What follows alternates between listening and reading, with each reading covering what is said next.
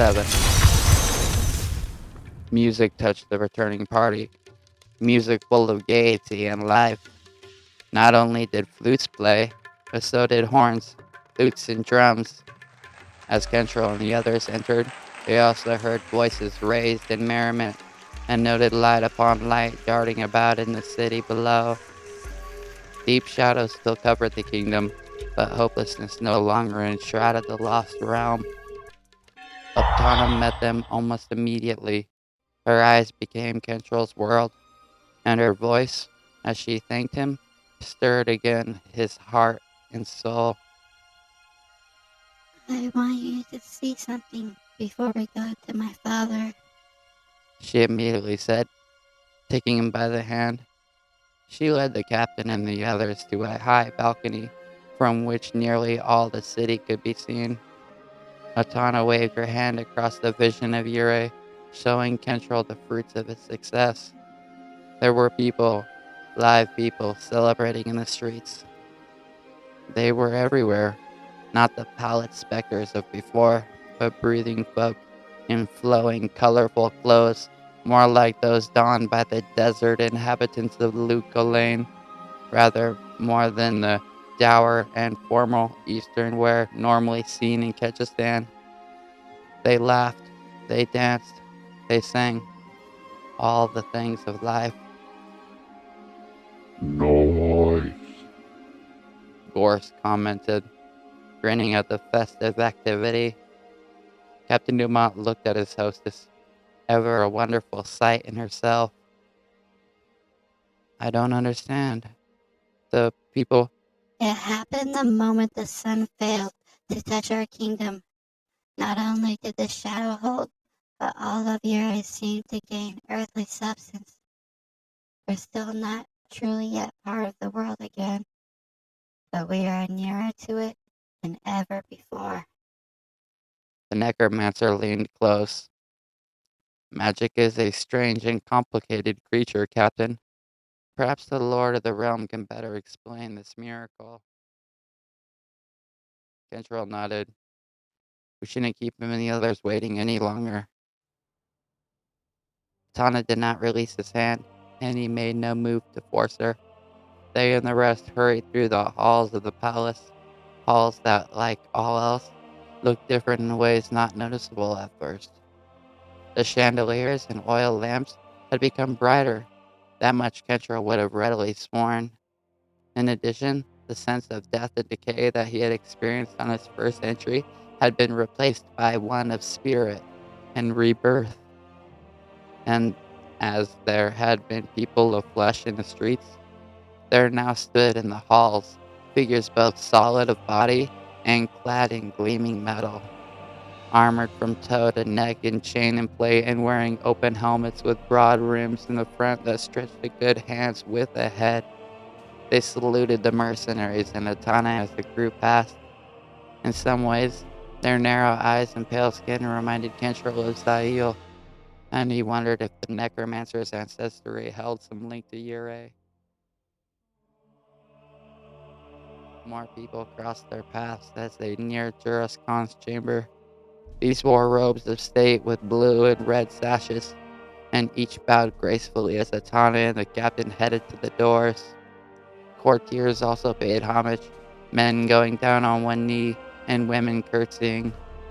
Breck almost paused to make a play for one of the latter, but Gorse patted him lightly on the back of the head, urging the fighter on. The doors opened, and what had once been a room plunged in darkness, even greater than that of the deepest shadow, now glittered in gold and jewels. The very walls had been gilded in gold. Scrollwork lined each segment, and reliefs decorated the centers. Two accent figures and designs, gemstones of every color, hue, and transparent, had been artfully interjected.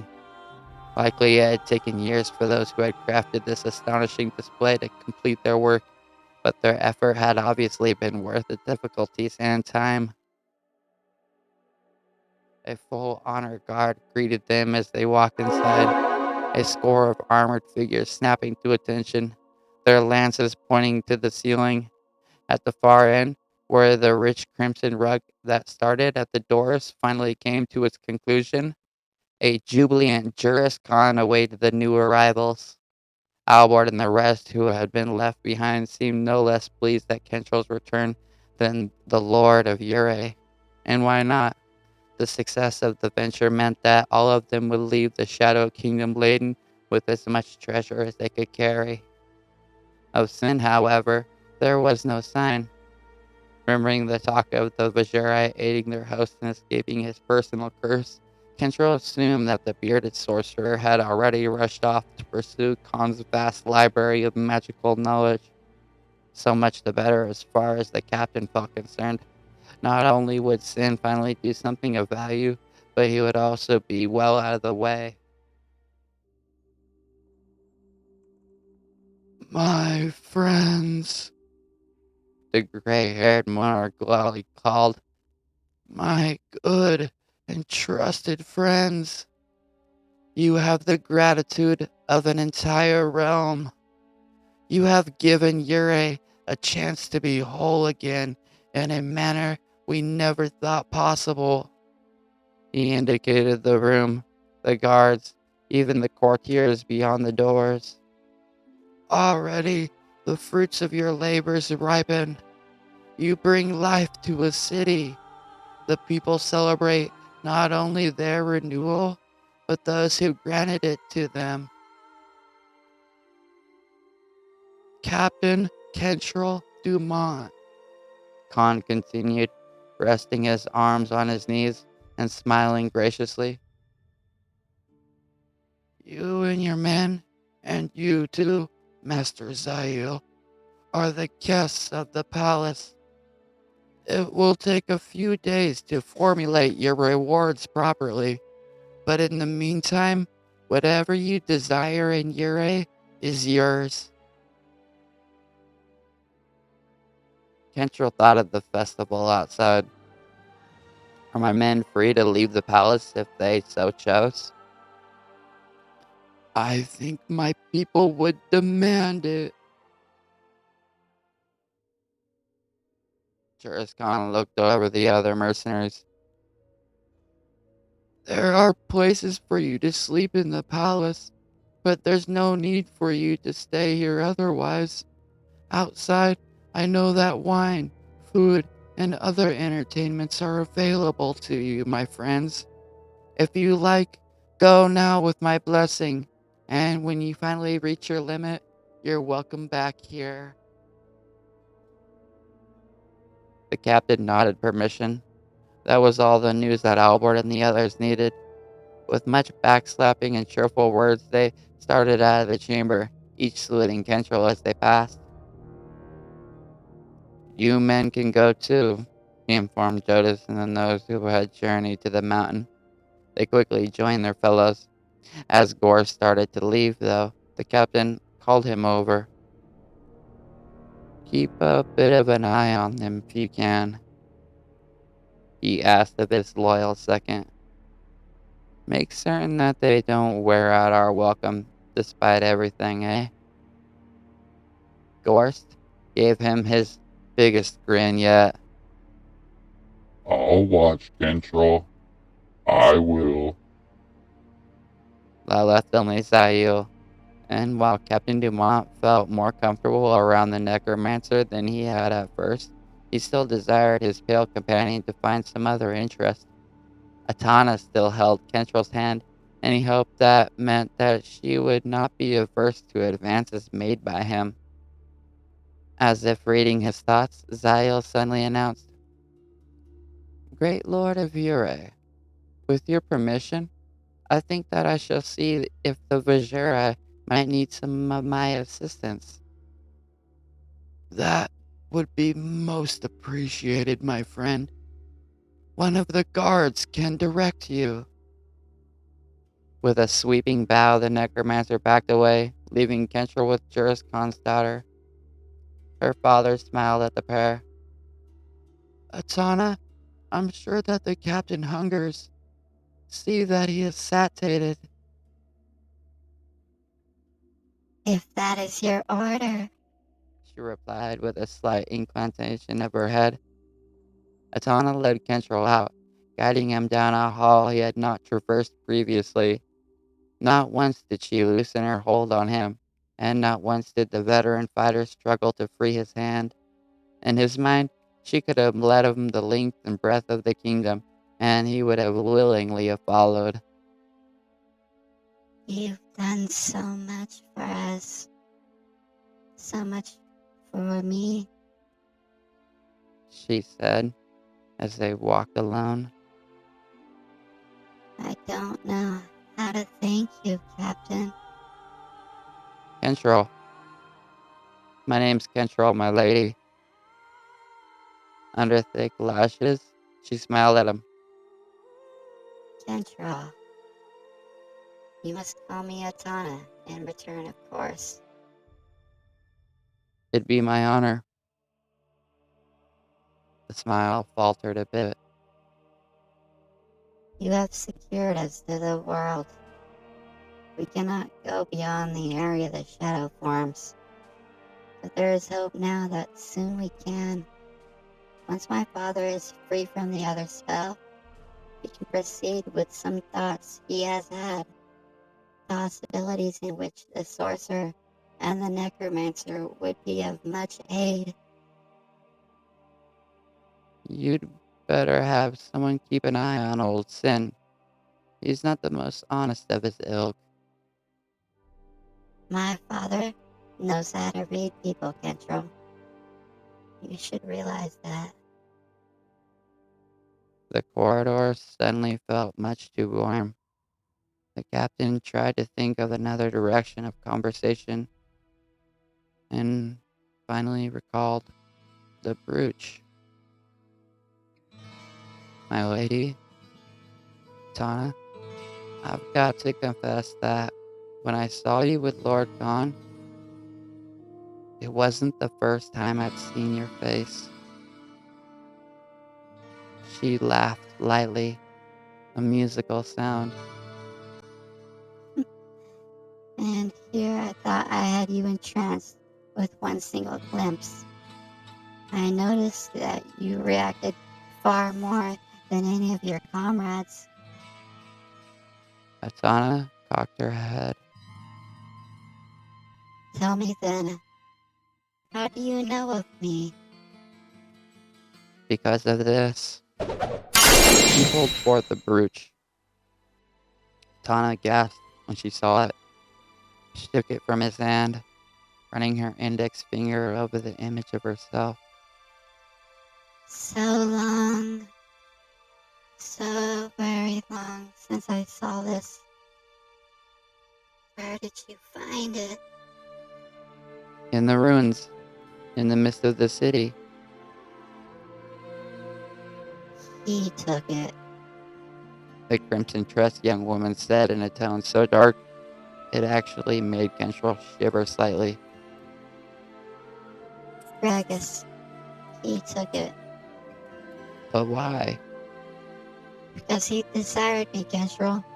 Desired me heart and soul. When he discovered that Ureh would return once the shadow of Nymyr touched this area in just such a way, he came not only to rectify his foul failure, but try to take me as his prize. Without his realizing it, the mercenary captain's hand slipped to the hilt of his sword. Atana, however, noticed his action and blushed. You would be my champion, Kentrel? If only you'd been there the first time. I know you wouldn't have let him do to Ureh what he did. I know you would have slain that beast for us. For me. He wanted to throw his arms around her, but managed to hold back. Yet Captain Dumont could not help himself from replying, I would do anything for you. Her blushing only increased and made her that much more alluring. Atana put the brooch back in his palm. Take this back as a gift from me. Let it be a sign of my gratitude and my favor. He tried to speak, tried to thank her, but before he could, Genghis Khan's daughter stepped up on her toes and kissed him. All else in the world faded to insignificance.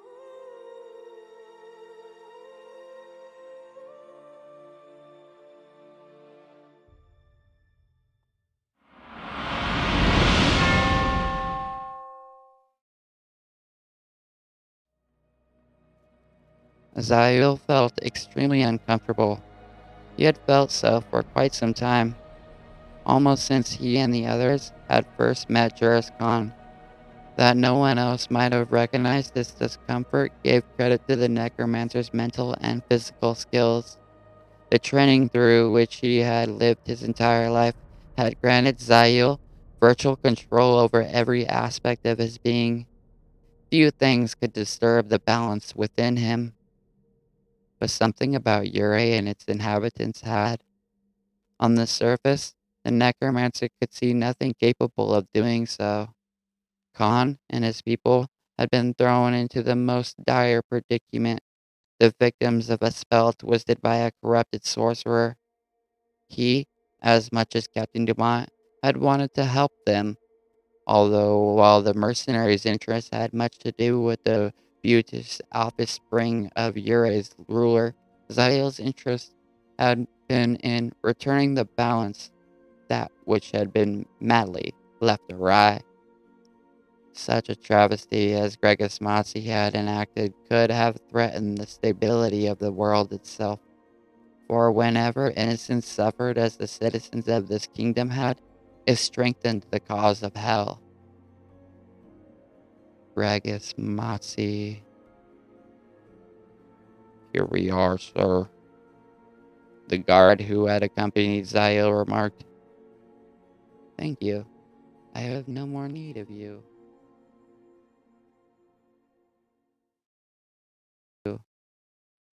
The pale spellcaster entered. As he had requested, he had been led to the library where Genghis Khan had kept Ureh's greatest magical tomes, holy works, scrolls, and artifacts in the days of the kingdom's glory.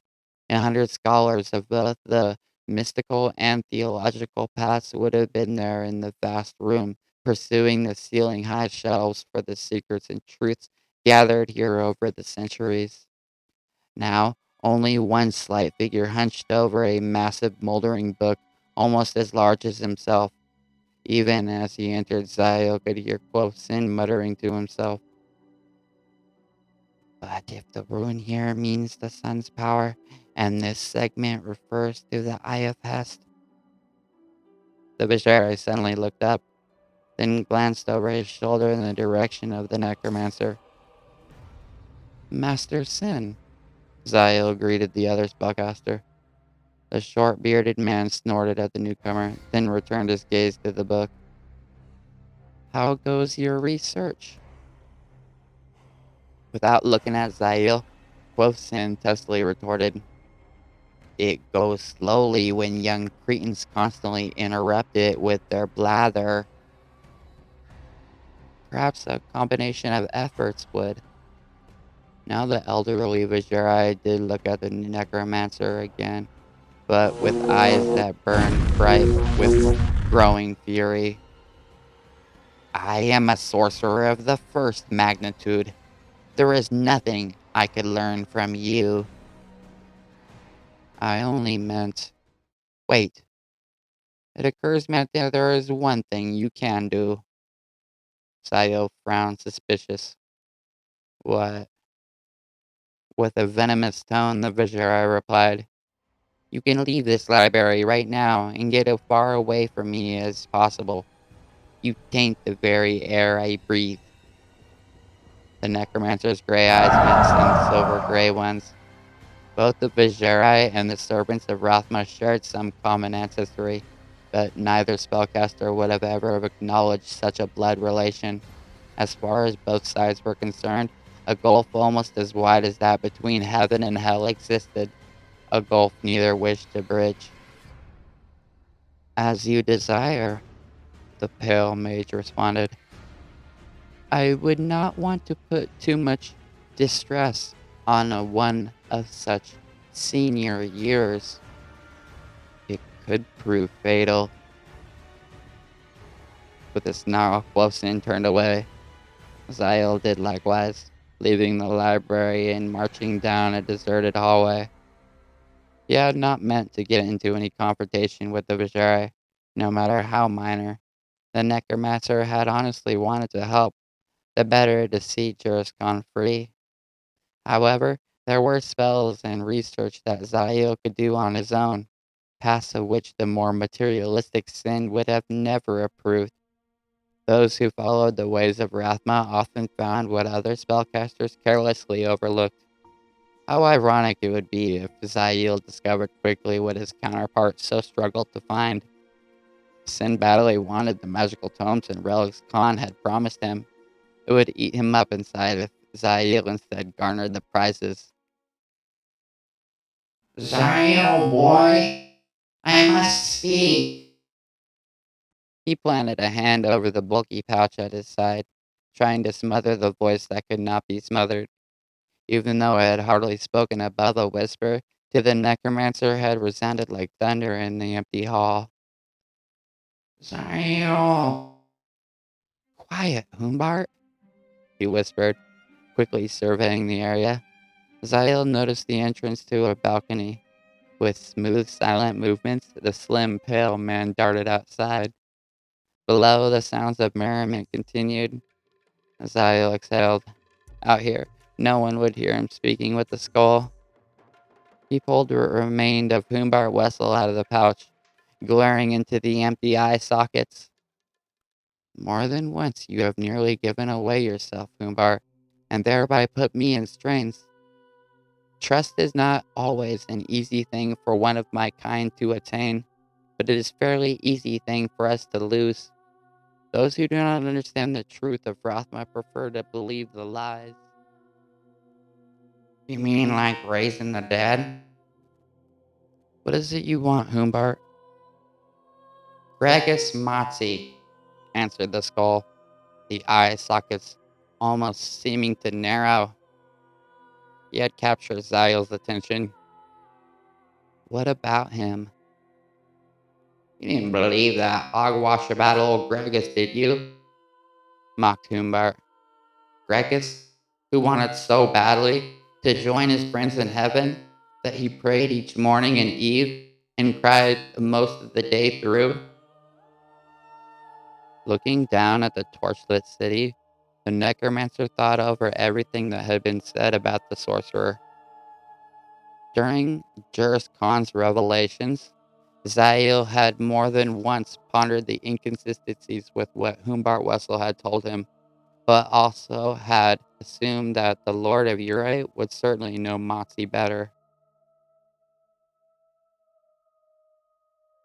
Sorcerers, especially those like the Vajere, can be a treacherous lying bunch. Moxie simply fooled you, Humbart. If he fooled me, lad, then I've got 2 legs, a pair of arms, and all the bones in between still, and covered in a good wrapping of flesh to boot. Old Gregis, he was a torn man, blaming himself for not being good enough, and praying for redemption since day one. He was no monster, no corrupt wizard. Mark me, But Juris Khan, either was fooled or lies through his teeth. I'd swear on my grave, and you know that's one oath I'll hold true to. now Zyle truly understood his own earlier anxieties. In the past, he had heard from the skull bits and pieces of the events that had taken place outside the Shadowed Kingdom.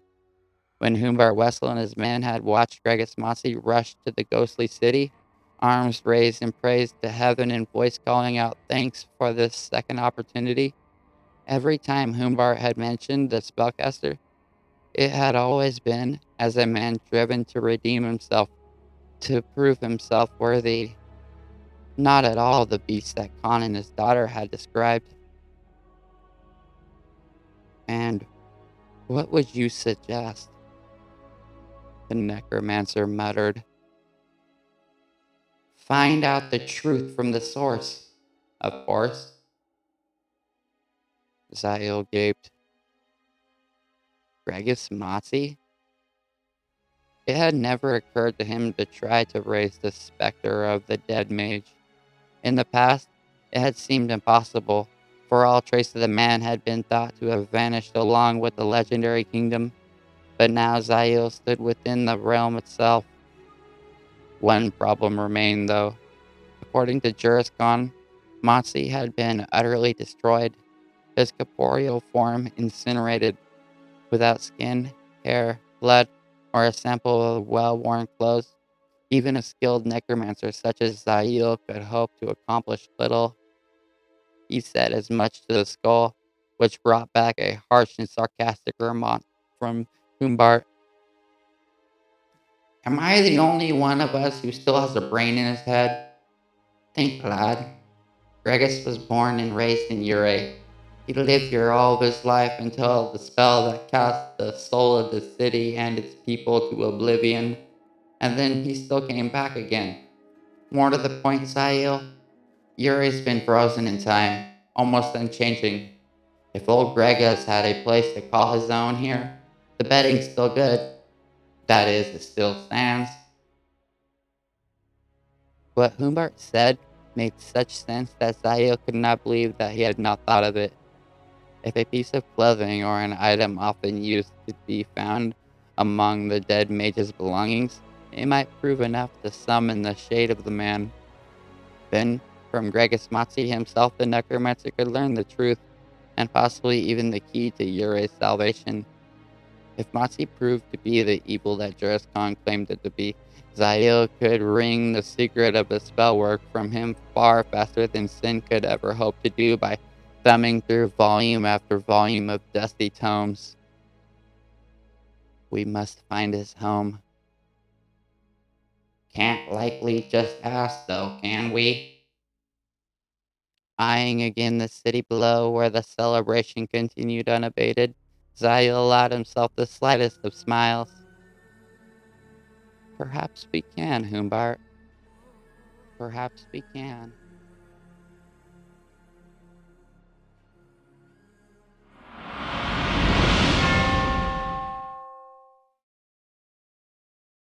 A few minutes later, the cloaked spellcaster walked among the citizens of Ureh, a tower of black among the colorful locals dancing, cheering and singing under the light of torches and oil lamps. It seemed odd to need torches and lamps at what should have been the brightest part of the day, but with the deep shadow of Nymyr also their protection from both exile and horrific death, the inhabitants of Ureh certainly seemed unwilling to complain. Several men insisted on shaking his hand or slapping his back, while more than one enticing female sought to thank him even more personally. Zael suffered the slaps and accepted politely the kisses on his cheek, but although he could not help being slightly caught up by the mood around him, the necromancer kept his mind on the task ahead. Damn. I wish I had a good body to go with this old cracked skull. Came Humbart's voice from the pouch. Ah, to drink some good ale. To find some bad women. Quiet! While it seemed unlikely that anyone would hear the skull in the midst of all this festivity, Zael wanted to take no chances. One of Kentril Dumont's men came swaggering down the street, a young woman on each arm. The bearded mercenary kissed the one clad in a golden outfit more appropriate for a harem, then noticed the necromancer watching him.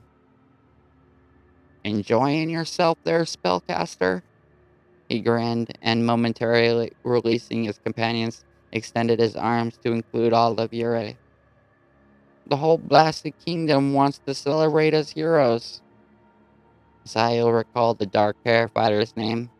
Putting a slight smile on his own face, he commented, "A change from the usual mercenary reward, yes, Breck?" You can say that. Breck placed his arm around the second young woman, a sultry beauty with ample curves whose gossamer dress hid little. The fighter let his fingers dangle a scant inch or two over the uppermost of those curved areas as he paused to kiss her on the throat. The one in gold began giving Zayo admiring glances. Under shaded eyes, she said, Are you one of the heroes too? "Careful there, ladies," the mercenary jested. "He's a necromancer, ladies. You know, raise the dead and commune with spirits." If Breck thought that those would scare the two, he was sorely mistaken. In fact, both eyed Zayu with much more interest. So much, in fact, that he felt like a bound mouse set before two hungry cats. You raise the dead The first breathed. and spirits too? Can you show us? Asked the second. "Here now, ladies. Don't go giving him any notions about that." Zael shook his head. "It's not something lightly done anyway, my ladies. Besides, I would not wish to dampen these festivities. After all, the curse of Gregismonsi has finally been countered." The one in gold lost all trace of humor. Terrible, terrible man. "Yes, a traitorous person. Ureh would be well rid of all memory of him. Any images, any writings, they should all be destroyed. Even his sanctum should be razed to the ground. The better to forget his evil, that is, unless to do so would endanger the homes of others," There'd be little enough to burn, replied the curvaceous woman. built into the mountain as it is. "The mountain? You lived in a cave? How monstrous," It was part of an old monastery built before the city, she offered. but monstrous of him. Yes, The woman quickly added. monstrous indeed. Greg had heard enough such talk. "Now, girls, why don't we let the spellcaster be on his way? I'm sure he's got himself a rendezvous of his own, don't you, sir?" Zio recognized the suggestion to leave. With the smile still in place, he said, "Yes, as a matter of fact, there is someone dying to meet me." The women laughed lightly at this, but the fighter gave Zail just a sour expression in reply. Bowing slightly, the necromancer bid them goodbye, then walked off as if rejoining the celebration. Now I know where they get the expression gallows humor. Humbart muttered from his pouch. "I merely wanted them to think I had no purpose but amusement tonight." With just like that? Now me, I would have said, "Quiet." Zio gave the pouch a slight rap as he added emphasis. He now knew where to find the former abode of the mysterious Regismatsi, and, once there, he would surely be able to locate some item with which to summon the man's shade. Then at last Zio would find out the truth, find out whose version of facts fit, find out why reborn Ureh would trouble him so.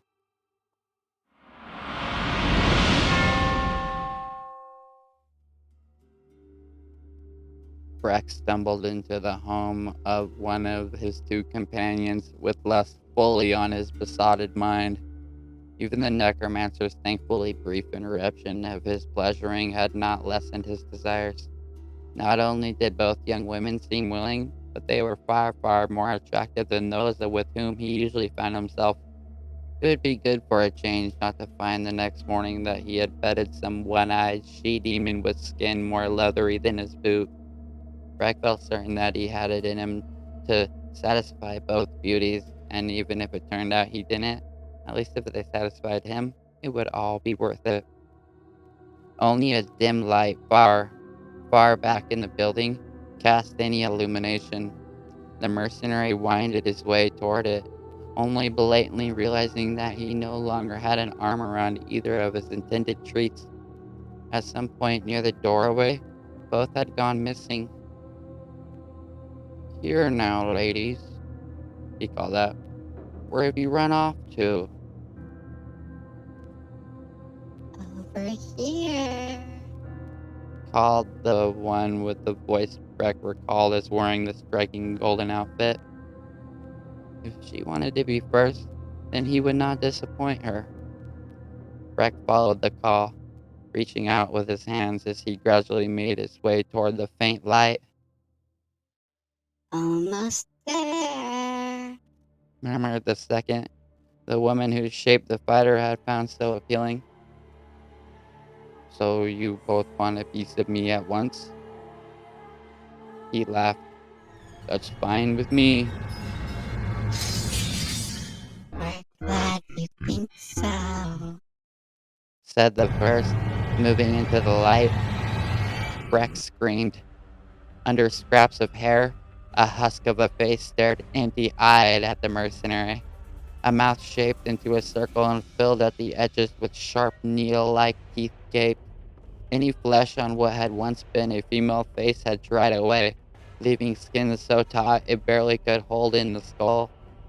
Bony claws stretched forth, seeking him. Vaguely he noted the tattered remains of the golden dress.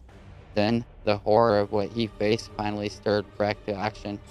He reached down for his sword, only to find the scabbard empty. Where had the weapon gone? He slowly recalled how at an inn he had showed the women and some other onlookers how he helped battle the hellish cat. After that, there had been a round of drinks in honor of his heroism, and then he had never retrieved the sword from next to his chair. Breck fearfully backed away, only to collide with someone. He looked over his shoulder and saw, to his horror, another cadaverous, yet hungry face. A mummified shell who could only be the other of its feminine companions. We'd all like a piece of you. It said. And as she spoke, Breck became aware that other figures moved in the dim light, figures with similar outlines, figures all around him, reaching, hungering. He managed one last, short cry before they enveloped him.